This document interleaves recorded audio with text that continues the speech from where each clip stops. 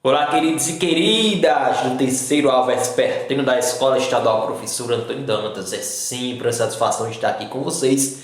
E hoje, dando continuidade, eu acho que fechando o ciclo, nós já vimos Emílio Durkheim, já vimos Max Weber, e hoje nós veremos o grande clássico que move as polêmicas aí pelas polarizações políticas aqui da sociedade brasileira, que é o Karl Marx.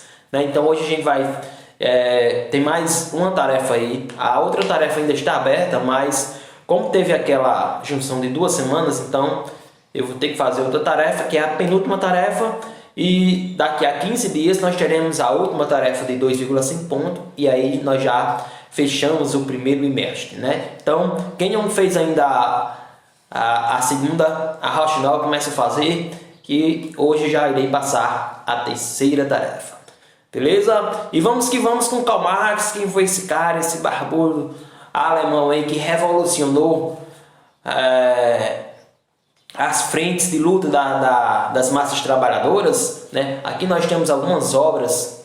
Ele viveu aí início, né, do século XIX, nasceu em 1818 e morreu em 1833. E aí durante essa jornada de luta ele fez algumas de suas obras, né? Aqui tem algumas, né, sobre a crítica da filosofia do direito, mas nós temos duas aí principais, que é o Manifesto Comunista de 1840, foi publicado em 48, né? Tem 47, mas em 48, e também os 4 volumes do livro O Capital, que ele vai falar sobre mercadoria, sobre trabalho, né, muitas coisas. E ele, né, trabalhava com Engels, a maioria das suas produções, o 18 Brumário também, a maioria de suas produções era com Engels, mas ele ganhou mais visualização, né, dentro dessa dinâmica da sua produção.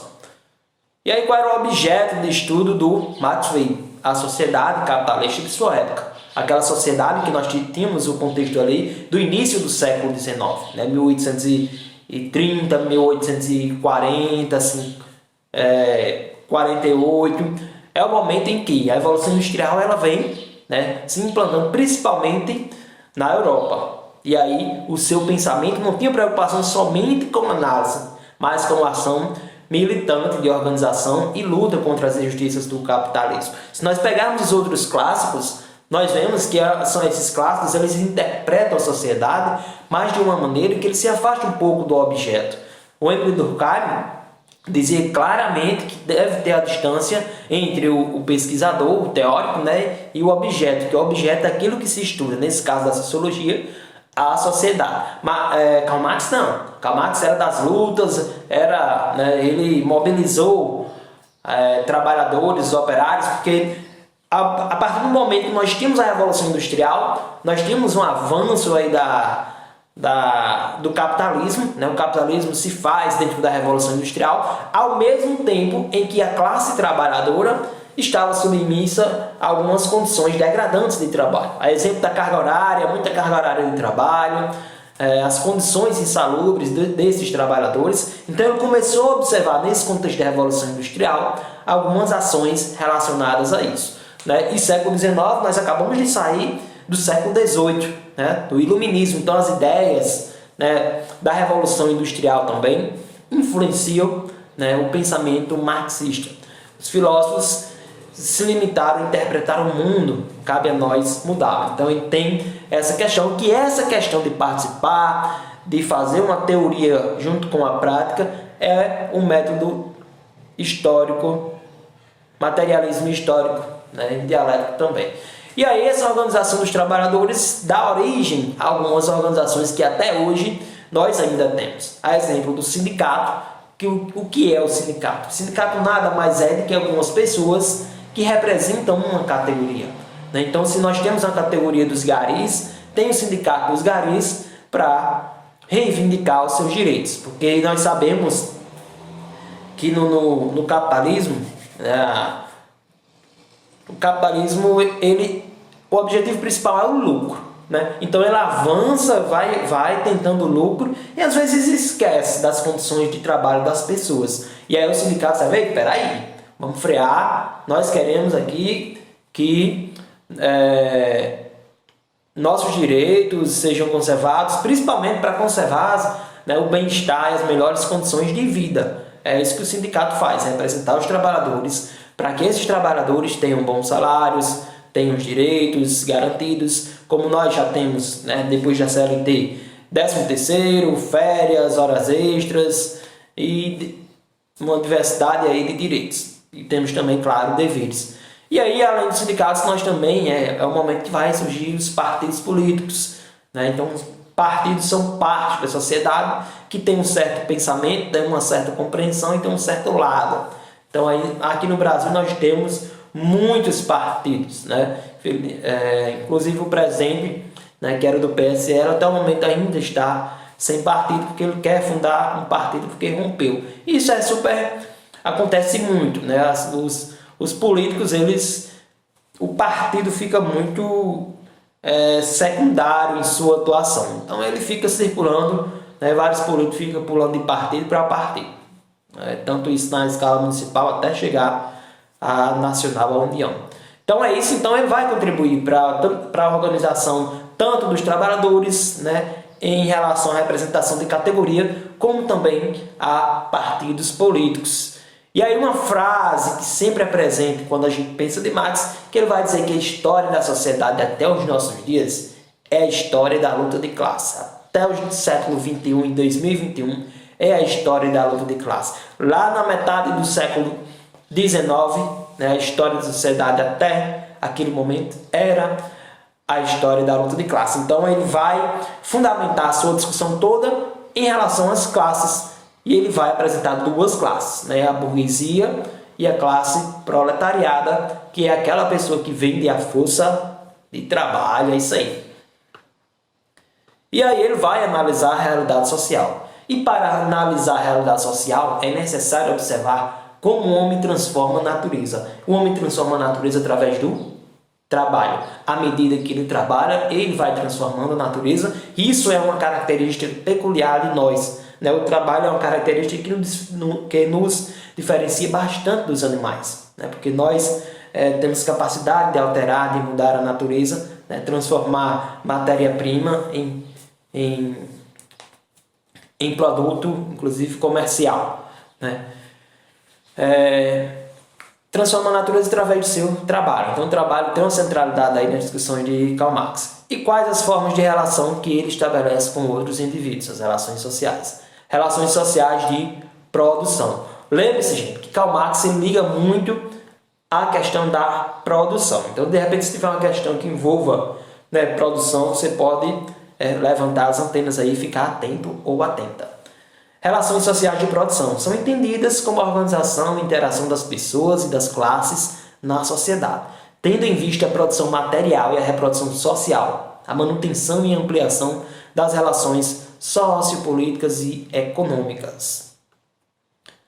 E aí surge a ideia, a concepção do pensamento marxista, que é o materialismo histórico. São os homens que constroem sua história, né, e suas relações sociais de classe através da produção material de sua existência, que é o materialismo histórico. Então esse materialismo histórico, gente, ele é a forma de pensamento que valoriza, que coloca o homem como esse protagonista de sua história, né? Ele é construído pelo meio, ele é construído pela história de uma forma material. Material o quê? Da realidade. Participando ali das lutas de classe, participando ali dos movimentos que a sociedade desenvolve. Então ele está dentro desse materialismo, né? Não é algo tão só e somente teórico, né? O que Marx pensou é muito prático, material e também construído ao decorrer da história.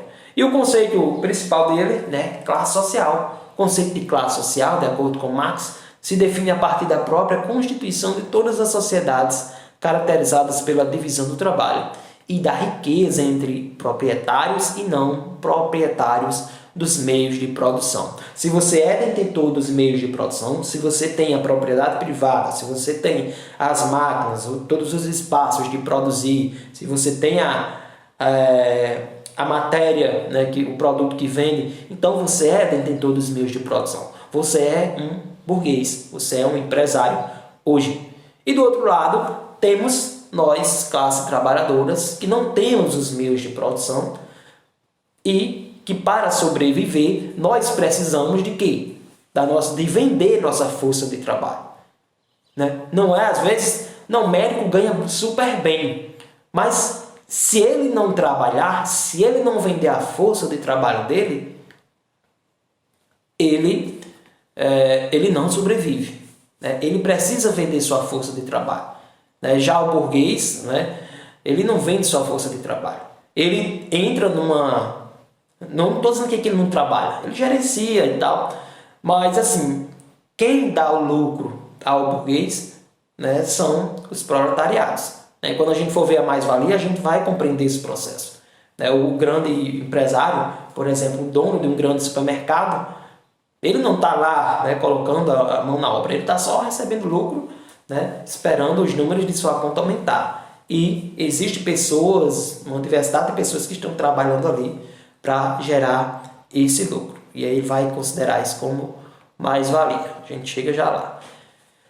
E aí ele, né, acredita que uma sociedade, né, na concepção dele, deverá passar por uma revolução, que essa revolução é uma revolução, né, do proletariado. Segundo Marx, a partir de uma tomada de consciência, o trabalhador e a trabalhadora precisa ter essa consciência de seu lugar, né, da sua própria condição de classe explorada. A mais-valia, né, o capitalismo, ele parte de uma exploração da classe trabalhadora. Se não tiver exploração, não tem como ter o capitalismo. Né? E é essa exploração quem vai produzir a riqueza. Pode ir contra a sua subordinação, levantar-se contra os proprietários e se apropriar da riqueza, construindo uma nova sociedade, que aí seria a Revolução Socialista, né? Quando os trabalhadores se rebelarem e constituírem, né, pegar esse poder e fazer uma sociedade socialista. E aqui a gente vai para um dos 3 principais conceitos de Karl Marx. Né? O primeiro deles é a mais-valia. É esse conceito que vai explicar a exploração do trabalhador pelo burguês, né? Da classe trabalhadora pelo empresariado. E o que é essa mais-valia? Né? O valor de tudo que é produzido pelo operário, né, menos o valor do salário pago ao operário, que é igual a mais-valia. Né? Vejamos um exemplo. Um livro, George Orwell, 1984.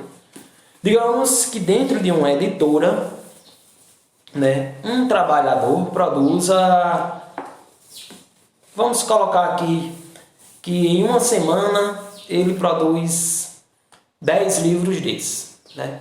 10 livros desses e digamos que cada livro desse é R$100. Então, em 7 dias, ele produz, no mínimo, R$1.000. Ok? O salário dele também é R$1.000. Ou seja, em 10 dias, ele já produz o seu salário. Né? Ele produz esses 10 livros, cada um é R$100, dentro dos 10 dias, só que ele trabalha um mês para receber o seu salário. Então, esses 20 dias que ele trabalha, ele vai produzir mais livros. Né? E a produção desses outros livros, esse excedente, é o que é considerado a mais-valia. Espero que vocês tenham entendido, ok? Se tem um produto, o trabalhador produz um valor, né, sobre esse produto. Aliás, o trabalhador produz uma quantidade deste produto que rapidamente é suficiente para pagar o seu salário. Digamos que nós fizéssemos também um outro exemplo de um iPhone. Um iPhone aí que custa R$6.000, que tem também, né? Digamos que um trabalhador, isso é um exemplo, porque a construção do iPhone ele é globalizado, né? Na China faz uma parte, em outro país faz outra, e assim vai montando em vários países, né? Aproveitando a mão de obra mais barata. E aí, né, um iPhone de R$6.000. Digamos que esse trabalhador, durante aí uma semana, só precisa produzir, se ele durante uma semana produzisse um celular, o salário sendo R$1.000, né? Então, ele vai produzir um produto de R$6.000, R$1.000, né? Vai ser para ele, mas isso é um celular. Não vai produzir, a indústria não produz só um celular. Esse trabalhador contribui para a produção de dezenas ou até centenas de aparelhos. Então, o salário dele, esse excedente de lucro para o empregador ou para o empresário, é o que Karl Marx considera como mais-valia. O excedente do trabalho é considerado a mais-valia, né? O trabalho rende mais ao empregador do que ao empregado, e a fonte de lucro do burguês é a mola propulsora do capitalismo. Aí ele conceitua dois tipos de mais-valia. Mais-valia absoluta, quando se aumenta a jornada de trabalho, né? Aumenta o trabalhador, ele vai trabalhar mais, então, consequentemente, vai produzir mais. Ou a mais-valia relativa, quando ele vai continuar com suas 8 horas de trabalho, no entanto, vai ter implementos, por exemplo, de máquinas que irá aumentar a sua produção. Tanto a mais-valia absoluta como relativa, ambas são direcionadas para aumentar a produção, e aumentar a produção quer dizer também aumentar lucro, né? E aí tem a relação proletário e burguês. O proletário vende a força de trabalho ao burguês, o burguês paga o salário ao proletariado. E nessa relação aí nós temos a mais-valia. Beleza? Espero que vocês tenham compreendido o que é a mais-valia. E ideologia, né, que não é tão somente aquela música do Cazuza, mas é, né, algo que move as mentes de uma forma subjetiva, ideias, valores, instituições e leis que expressam a visão de mundo da classe dominante, né? E ideologia é quando o sistema capitalista, o modo de produção capitalista, ele se organiza para que a gente ingresse nessa engrenagem, né, do sistema e passe a ter uma visão sempre dominante, né, que a exploração tem que acontecer, que isso naturalizar a exploração, né, para garantir uma dominação, né, deixar o trabalhador alienado. Não, isso tem que acontecer, eu preciso de um salário, eu preciso de tal para sobreviver. E aí ele vai se montando e a gente não vai nem percebendo a exploração que tem sobre o trabalhador, e é uma organização, uma engrenagem que flui, né? Flui perfeitamente. E a ideologia são esses mecanismos do pensamento que controlam, né? Faz com que classes trabalhadoras se mantenham aí a serviço do sistema capitalista. Trabalho e alienação não se reconhece naquilo que produz, né? Por exemplo, se eu trabalhasse em uma empresa de grampeadores, né, o trabalhador, ao final, ele não tem, né, consciência de seu trabalho. Ele produz esse grampeador aqui lá em Minas Gerais, né, e o grampeador sai mandar fora e ele não tem consciência, né, que foi ele que produziu esse produto, né? Não se reconhece como produtor, não conhece todas as etapas de produção e também não consegue adquirir o que produz. O trabalhador que ganha R$100, ao produzir um iPhone de R$6.000, ele não consegue ter acesso à sua produção. Ele produz, mas ao mesmo tempo não consegue acessar o que ele produziu. Trabalho é o que vai nos diferenciar dos animais, essa característica aí que sempre nós tivemos na sociedade. Construímos o mundo em que vivemos. O mundo humano é essencialmente o mundo do trabalho e elemento capaz de nos humanizar. Aqui tem uma pequena chave para ilustrar a questão da alienação, né? Vou me aposentar amanhã e sabe o que eu vou fazer? Andar até o fim desta linha de montagem e descobrir o que estou fazendo há 30 anos. Então o cara passou, né? Hoje, né, o trabalho já, a flexibilização do trabalho, as pessoas mudam de empresa constantemente. Essa discussão está no livro de A Corrosão do Caráter, de Richard Sennett. Eu tenho ele aqui. Que as condições de trabalho, elas vão se alterando. Aqui. Elas vão se alterando. Corrosão do caráter, as consequências pessoais do novo trabalho do capitalismo. Então ele vai apresentar essas questões relacionadas ao trabalho. E aí, né, um sonho dele era conhecer o que ele produziu no final. Eles geralmente não chegam. Fetichismo da mercadoria, né? Mercadorias têm uma vida própria. Mercadorias como objeto de adoração. Fetiche. Nossa, eu tenho que ter isso, tenho que ter aquilo, tenho que comprar. O valor de uma mercadoria extrapola a sua utilidade. Aí ele vai colocar dois tipos de valores. O valor de troca, que é a importância simbólica atribuída à marca. Quando você tem uma dessas marcas que estão aqui, Nike, Apple, né, Ferrari, ela não é só não tem só um valor de uso. O tênis ele não vai servir só para calçar. Ele vai servir para calçar, mas também para sustentar às vezes, né, quase sempre um status, não, essa marca. Então ela carrega já um status construído ao longo do tempo que acrescenta em seu valor de troca, né, esse valor, esse fetichismo. E também tem o valor de uso, que é o valor utilitário propriamente falando, né, o valor de servir para usar. E aí é o que ele também considera como esse valor de uso. E confere status a quem possui. Que eu acabei, né, o fetichismo da mercadoria é muito nessa concepção também. E para quase finalizar, nós temos aí uma diferença, né, de algumas características entre capitalismo, socialismo e também comunismo. Né? No capitalismo, trabalhamos para ele, né, que é o dono da fábrica. Né? Esse cara aí que está aí atrás. No socialismo, essa fábrica pertence a toda a sociedade. Trabalhamos para nós mesmos, com uma espécie de cooperativismo e de cooperação entre a classe trabalhadora. E aí no capitalismo nós temos como marcante, claro, a propriedade privada. Já no socialismo nós temos a propriedade coletiva, cooperativa, em que todos estão organizados ali, né, em prol. E no comunismo não há propriedade privada. No capitalismo o objetivo de tudo, acima de tudo, é o lucro, né, já que o objetivo é o bem-estar social das pessoas, né, independente de lucro. E no comunismo o objetivo é o bem comum de todos.